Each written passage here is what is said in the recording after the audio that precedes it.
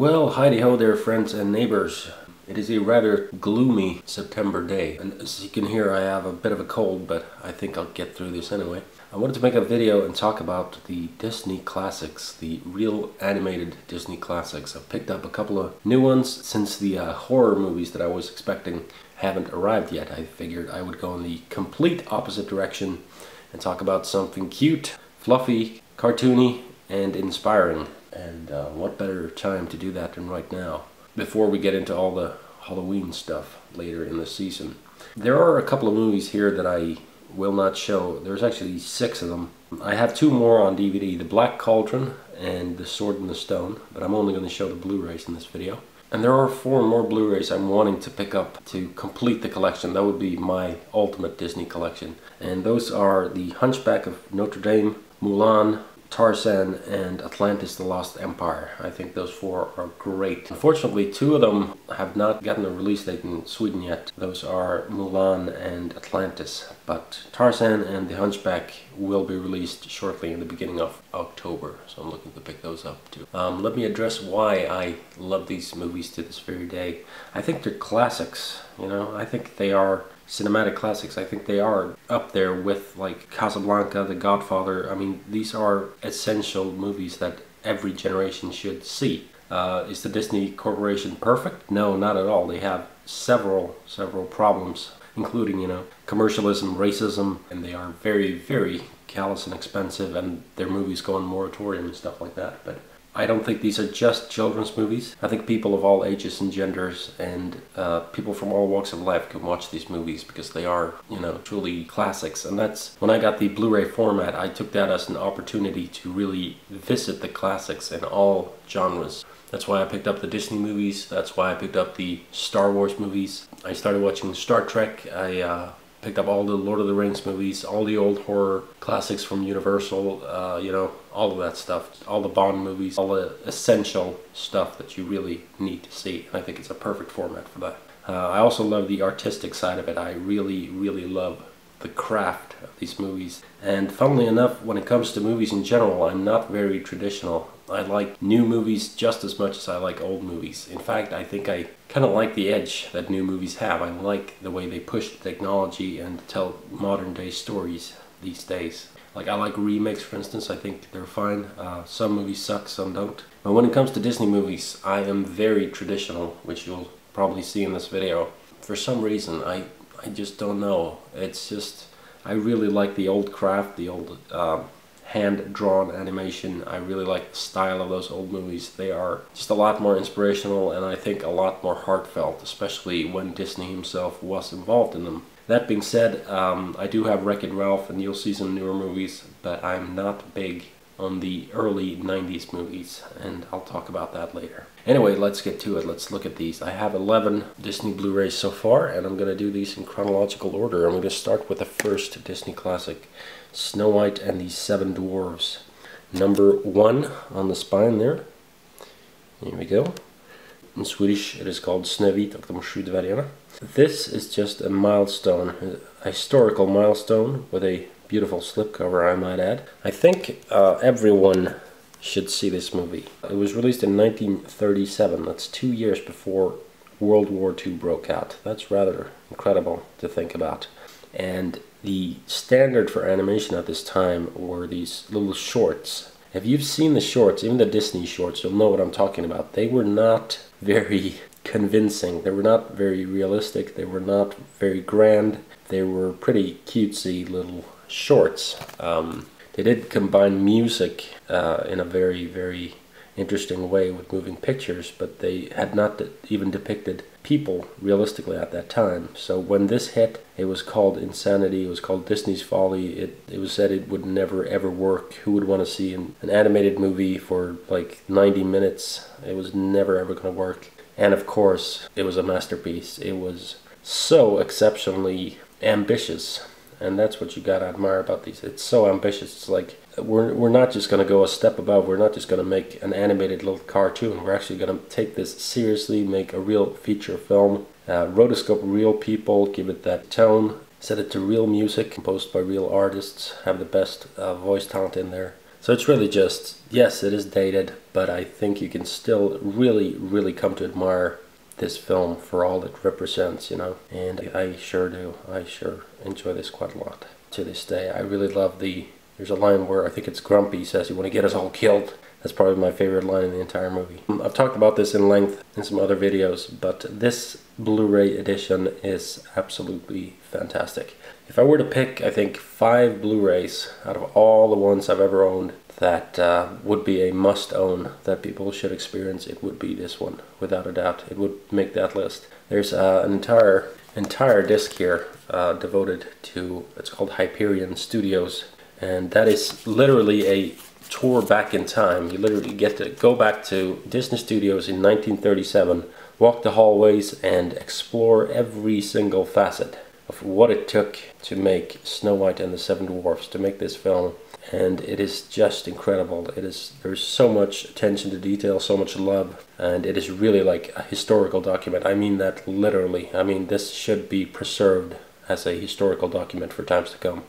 If you like movies, if you like animated films, or if you have any artistic intentions, whatever, get this Blu-ray edition pronto and watch the film and enjoy all the fantastic bonus features. Just so in-depth. I don't think I've ever seen anything that is just so amazingly, you know, caringly crafted, but it goes so in-depth into every single facet, like everything. It's basically like this is how we cleaned the hallways back in 1937 when eraser and pencil dust. It's like that attention to detail. So that's Snow White for you, the very first one. Also picked up the second one, of course, Pinocchio. It's too bad this does not come with a slipcover. I've seen some slipcovers on the American editions and it looks really amazing. But sadly mine did not have that. Anyway, it doesn't really matter. This is the 70th anniversary edition of Pinocchio. Pinocchio is one of those ones that I really hadn't seen that much. I was aware of it. I think I'd seen it when I was a young child. But again, this just comes down to me for that amazing, I mean, they were still just reaching for the stars at this point, really going all out and really delivering the most well-crafted, lovingly made animated films in history, really. And Pinocchio is a milestone in that regard as well, just as Snow White and the Seven Dwarfs. I think particularly the scenes with, I think, Monstro the whale are just, to this day, just phenomenal. If you think about all the time that went into animating that by hand, it's just staggering. It just makes you gasp for air. So there's Pinocchio. It's got a real interesting flavor to it. It's a lot of fun, but I think it's still, I really look at it as like a classic, and it's still largely untouched. So there's Pinocchio for you. Great film indeed. Then we jump ahead a ways to the 12th one, that is Cinderella, Askungen in Swedish.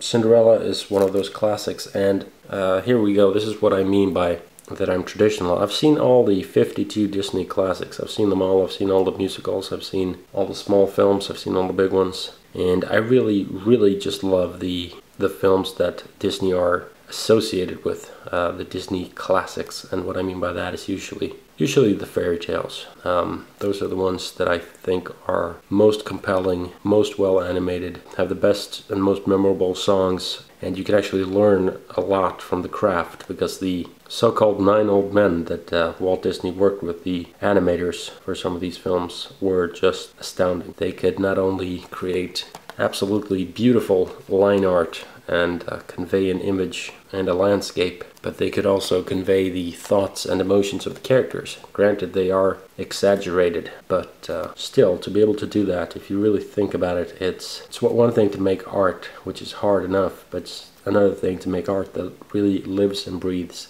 and stands the test of time. Cinderella for me is probably one of my, I don't want to say least favorites. I think it's good, I do enjoy it, but I don't think it's a masterpiece. I do think it is a solid movie. It's not the funniest, it's not the most emotional, it's not the perhaps most well crafted out of all of them, but it is a classic, and it does contain a lot of great moments. And like I said, even if you don't go crazy about this movie when you watch it. Even if you don't laugh or cry or anything like that, you can still enjoy the artistry, and there is plenty of it here.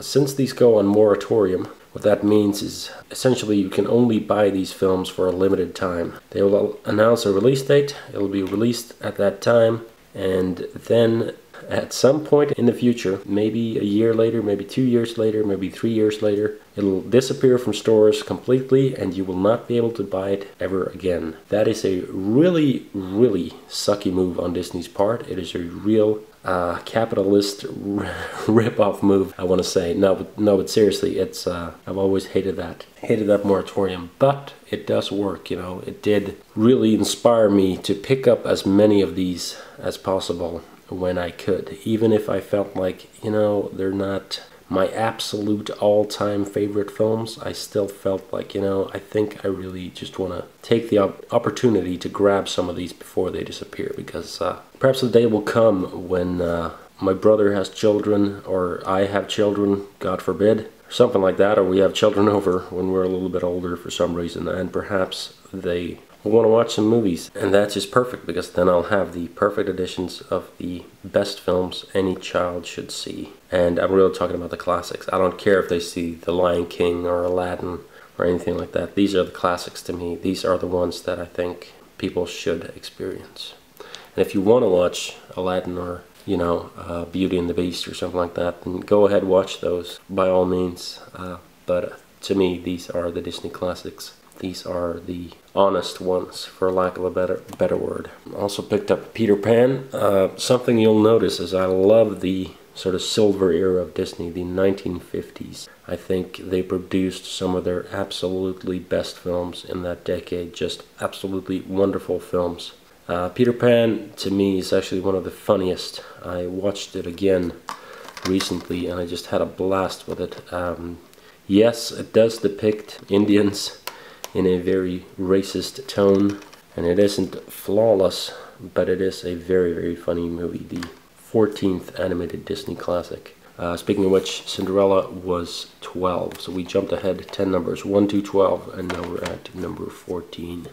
Peter Pan is just, I really like it. I truly like this adaptation of the story. There's some absolutely fantastic character animation for Captain Hook in this movie. It's a lot of fun and just a really sort of genuine, I don't know, just a true, I mean, classic is the only word I can really give it, because it is a classic and it does stand the test of time. The only thing about Peter Pan is I wish this were in widescreen. They actually animated this in full screen for some reason. I'm not sure exactly what the reasoning was there. Perhaps it was a budget thing, or perhaps they didn't think of this as one of their bigger movies. It is one of those rare exceptions, especially in the 50s, that was in full screen. But I think it might be because the other movies they made in the 50s were just so damn expensive that they had to sort of pull back on at least one of them, and that was Peter Pan. I forgot to mention, great Blu-rays all around, all of these. Pinocchio looks fantastic, sounds great. Cinderella, ditto, looks great, sounds great. Just all of these. There's really, I have no complaints. A lot of people have complained about the DNR that they've applied to these. They scrub away all the fine grain that is inherent to the image. But I think, I honestly like that. I like it in a cartoon. I hate it in a real live action movie. But if you're watching something animated, then I want to just see the colors. I want it to be bright, I want it to be vivid, and I want it to look like it has been painted on screen. And that is exactly what these look like. Movie purists may want their grain, and that is absolutely fine, but I love the way these look. I think they've done a fantastic remastering job on all of these films, and there are some rather exceptional 7.1 DTS master audio tracks on most of them, at least for the English language. This one has a 5.1 track though, but it sounds very, very good. Peter Pan, it's a very short movie, but it's a lot of fun. I think this is a real family film. I think everyone from the youngest children to the oldest children, so to speak, can enjoy this one. I think this was the first film I ever saw in a theater when I was about 2 or 3 years old or something like that. Must have been a re-release back in, what, 88 or 89, I think. But yeah, really a real classic. I'm so glad to pick this up, and I'm very glad to own it, because I think this is probably one of the sort of slightly overlooked Disney classics. Also picked up Lady and the Tramp. Lady and the Tramp is not my favorite Disney movie per se, but again, I just felt like it's the 15th Disney classic. I just felt like I had to take this opportunity to really just pick up the ones, perhaps pick up the ones that I hadn't given a fair chance and just give them a second chance. And this was among those movies. And I am glad to have picked this up. I'm not crazy about the story. I'm not crazy about dogs falling in love, you know what I mean? But it is done with a lot of heart. I think Walt Disney said this was one of the ones that was actually closest to his heart, one of his favorites, because it actually depicts his sort of small town life growing up in this beautiful Victorian suburban neighborhood. And it is so incredibly well made. This movie is very, very well drawn, painted, and it looks exceptional in widescreen, and that's one of the reasons to get it on Blu-ray. This is the first time you see the full widescreen image, and it is just breathtaking. There were actually two versions of Lady and the Tramp released to theaters. There was the full widescreen version with the black bars on top and underneath, and there was a cropped version where they actually reanimated some of the scenes to make sure that they fit into, you know, this little square area in the middle here. And I had only seen the square VHS version, and when you see the full high definition widescreen image, it is just breathtaking. I understand why this is close to heart for a lot of people, because growing up in a suburb as I have, they really captured that environment. It is, yes, it is romanticized and exaggerated, but still I think it's just very, very good craftsmanship, and it is exceptionally well animated and drawn. So for no other reason, check out Lady and the Tramp, and again, it is considered a classic. Then we come to my absolute favorite Disney movie of all time. This is my personal favorite, and I will tell you why. Sleeping Beauty. This is the 2-disc special edition. This is the 16th Disney classic. As you can see, I have a lot of movies from the 1950s. I love the 1950s. It was probably the best overall time for Disney. They just put out some staggering movies during that era, and this is my all-time favorite. Sleeping Beauty was one of the most ambitious projects ever made, because it is just so ridiculously well crafted. It is just, every artist, everyone who has ever put pencil to paper should watch this Blu-ray and you'll just be blown away by it. Just look at the prism here on the slipcover, and you'll see what I mean. They really lavished this movie in every possible way. It is simply one of the most beautiful films ever produced in the history of mankind, in my humble opinion. Every single frame of this movie could hang in a museum. But with that being said, because that was a bit shallow, I still love the story. I love the way they've crafted the characters here. I love the music. I love the look of the characters. I love the animation. And I absolutely love the villain in this one, Maleficent. She is just fantastic. What a presence, what a voice she has. She turns into a dragon. She's one of these darkly... There's something about her. She's a traditional villain, but she's got that sort of dark flair. It's very, I don't know, it's just, there's this perfect combination of old and new. It feels, I don't know, it feels traditional, but it feels very fresh. I love the voice acting in this movie, particularly for Maleficent. I can't recall the actress's name, but I'll put up an annotation for her. She just knocks it out of the park. And one of the best Disney princesses.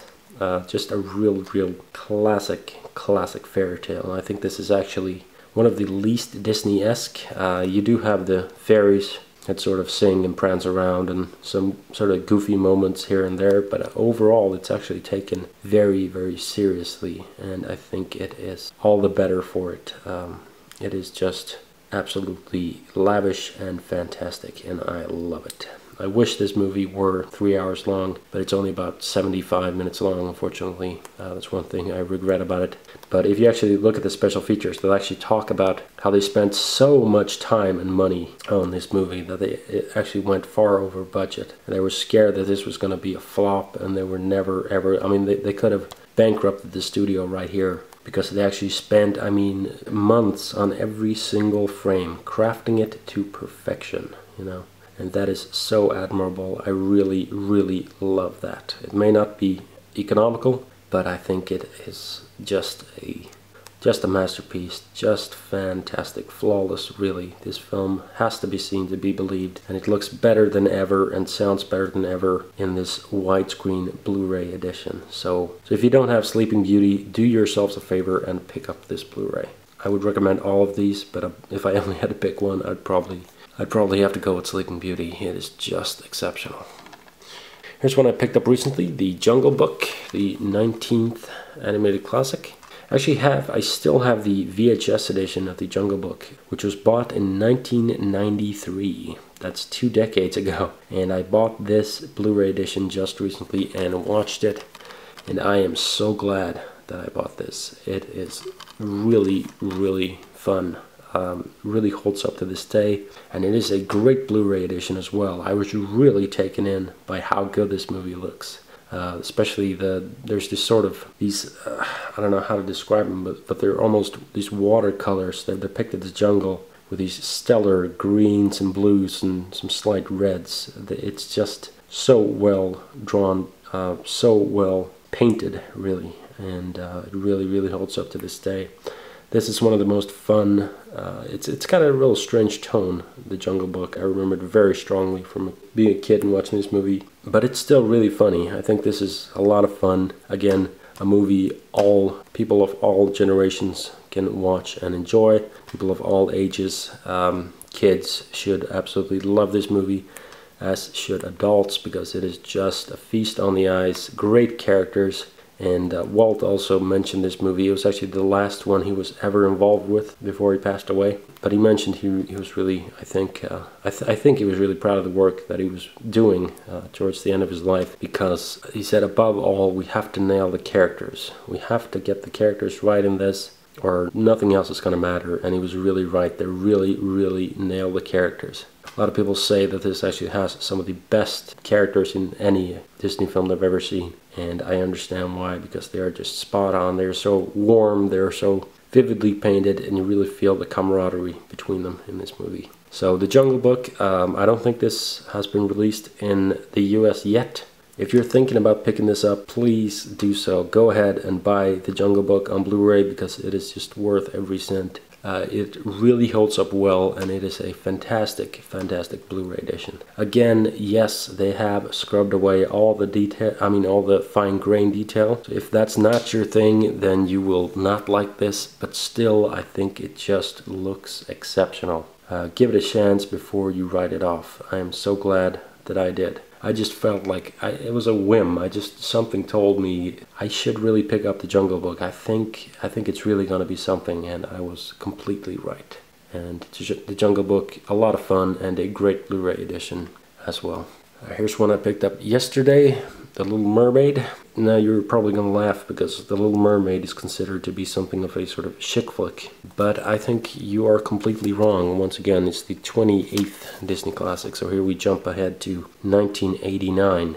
They were in the pits. They had not made any real successful movies. And they come in with The Little Mermaid. And for this movie, they really crafted basically an entire new style. It was a brand new approach, and Alan Menken and Howard Ashman, those two fantastic gentlemen, really, really added something to this. This is really the first, at least animated movie, that is a serious musical. And what I mean by that is people do not stop and sing all of a sudden. There aren't these random songs that just appear out of nowhere. They actually tie into the story, and they are actually about the characters expressing something, and they segue from dialogue to music just flawlessly.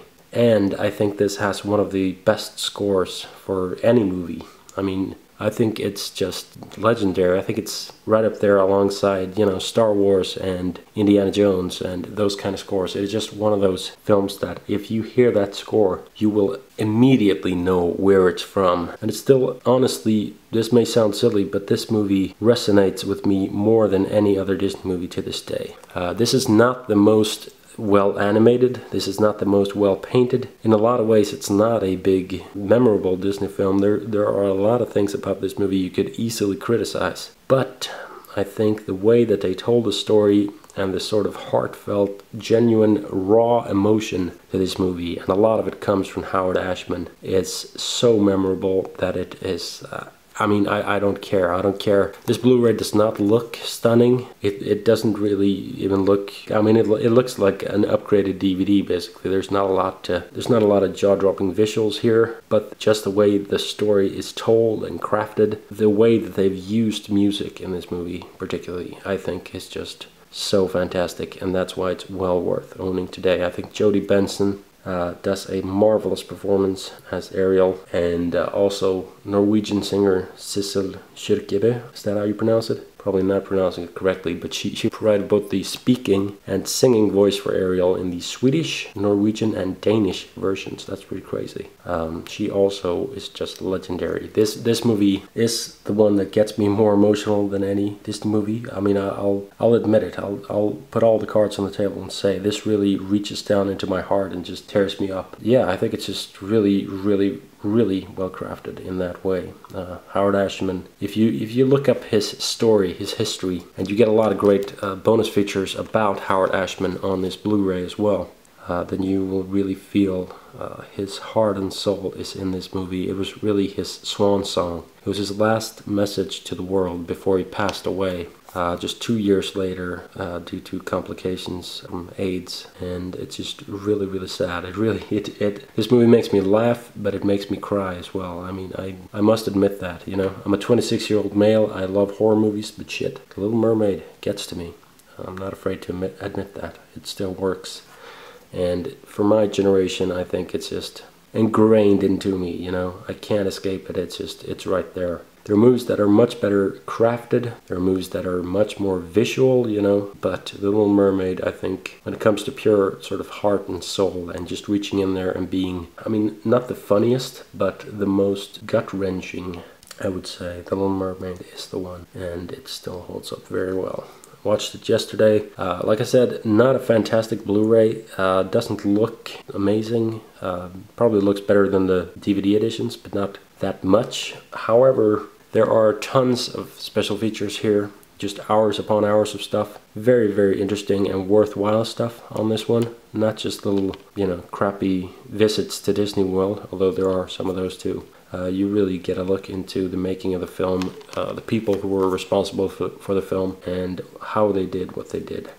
Little Mermaid was the first in a new style. It was sort of the Disney Renaissance. It reinvigorated Disney, and they brought along this whole new style with Aladdin and Beauty and the Beast and all those movies. But I never really... As a kid, I liked those movies, but now I just don't care for them as much, because I think they misunderstood this movie. I think, you know, Aladdin and The Lion King, they have bombast, they have grandeur, they have all that, but I don't feel like the real emotional, raw heart and soul is there. I think that's what they really missed. But that's just me personally, you know. A lot of people probably will break down in tears more over The Lion King than they will over The Little Mermaid. But, you know, that's subjective.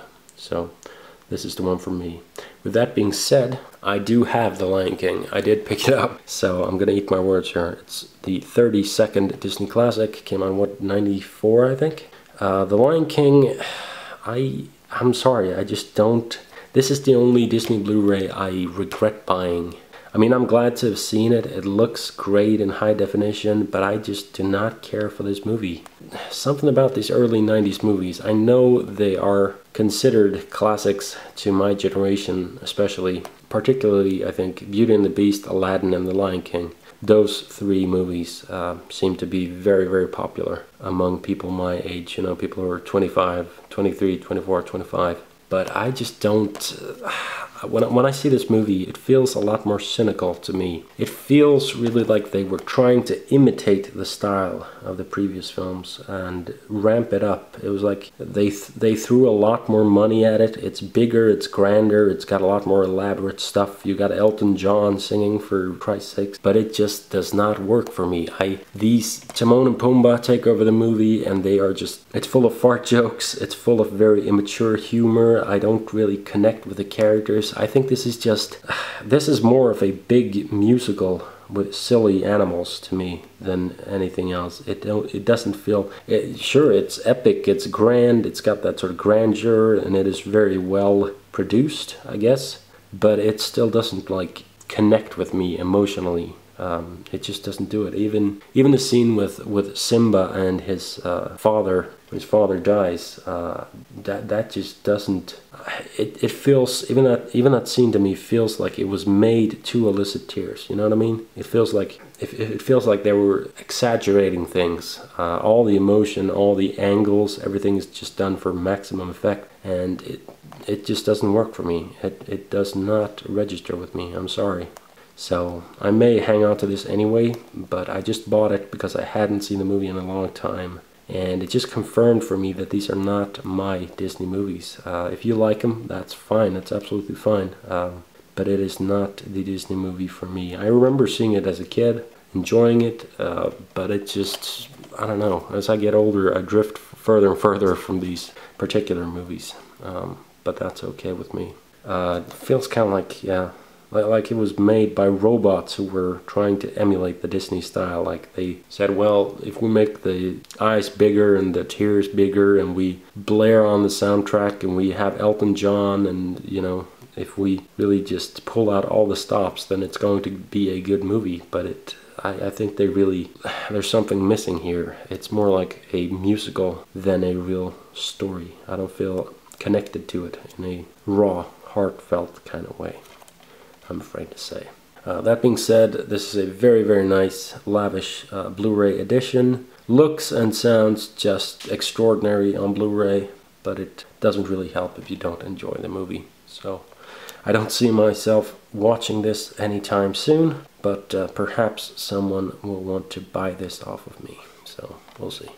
Then we move ahead swiftly to the end of the 2000s, 2009. Like I mentioned, there are a couple of movies that I enjoy there. I liked, like I said, The Hunchback of Notre Dame, Tarzan. I think those are not perfect, but they are very good. I think they actually managed to capture something there that they had been missing for a couple of years there with Aladdin and The Lion King. They really managed to sort of make them more heartfelt, and there was a more real sort of drama, and you really connected with the characters in those movies.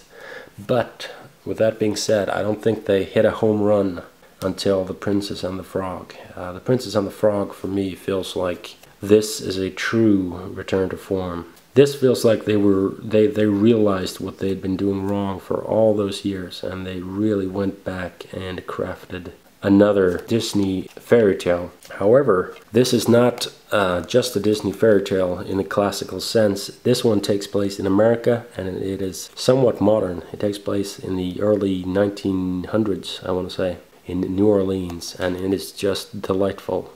This is fantastic. I love the fact that this is a traditional Disney movie. It's hand-drawn, it's a musical, it's got a princess, all that stuff, but it is still very modern. It has a modern flair. They've still utilized all the modern technology to make it look and sound as good as possible, and they have these fantastic voice actors. I love Dr. Facilier, just amazing villain right there. It's the 49th classic, by the way. And yeah, just a great looking, great sounding Blu-ray. Really, really something. I'm so glad to own this. For me, this is actually a 5-star film, alongside Sleeping Beauty, The Little Mermaid, and, you know, the real old-time classics. I love this movie, and I really love, it looks like perhaps Disney, like they'll alternate between hand-drawn and animation a bit more, or perhaps they'll make a couple of 3D movies, and then like every 5 or 10 years maybe they'll return to that hand-drawn style. Or perhaps they'll combine it in some way. I don't know, but I think that's a great idea. I think they can really,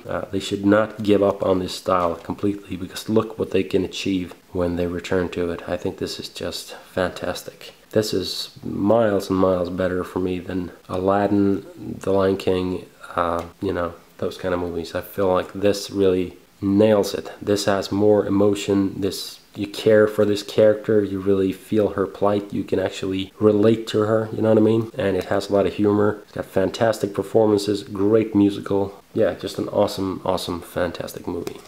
This Blu-ray edition does have some fun special features, not a lot of very insightful stuff. I mean, there's some short features on here, but that's okay. I think the movie itself is the reason that it's worth owning. So yeah, there's The Princess and the Frog, one of my personal favorites. I'm so glad to see Disney come back, and I think they've done some of their best work in the last couple of years, actually. Which brings me to their latest one, Disney classic number 51, Wreck-It Ralph. This is one of the best 3D animated films I've ever seen. Don't get me wrong, I like Pixar, I like Toy Story, I like Toy Story 2, I like Toy Story 3. I think I liked Wall-E too. And I've seen a lot of other 3D animated films that have been great. One of my sort of underrated favorites is probably Cloudy with a Chance of Meatballs. That movie's awesome. But Wreck-It Ralph for me is just, I love it. I absolutely love this movie. It is just so much fun. It is such a modern film in a lot of ways, which a lot of people are gonna hate. But I just love it. It's got this retro gaming meets new video game kind of vibe. I absolutely love the voice acting. The characters are just phenomenal. And it's so much fun, this movie. And again, it can be seen by all generations. It doesn't matter if you are 50-year-old man and you remember your Pac-Man days or Atari days, or if you are a 10-year-old Call of Duty player. This game, it's a movie, but it's about video games. It's almost like a game. It's just awesome. I just really, really love this movie, and I think they got the tone just pitch perfect. So funny, so genuine, so awesome. I mean, if you compare these two, I love this for being traditional, but I love this one for being new. And it's the best of both worlds meeting somewhere in between, you know what I mean? Wreck-It Ralph is just a masterpiece that just knocked it out of the park. I was really impressed by how well the story was flowing on, and yeah, it just really works for me, and I absolutely love it. That's Wreck-It Ralph for you. Fantastic, fantastic movie.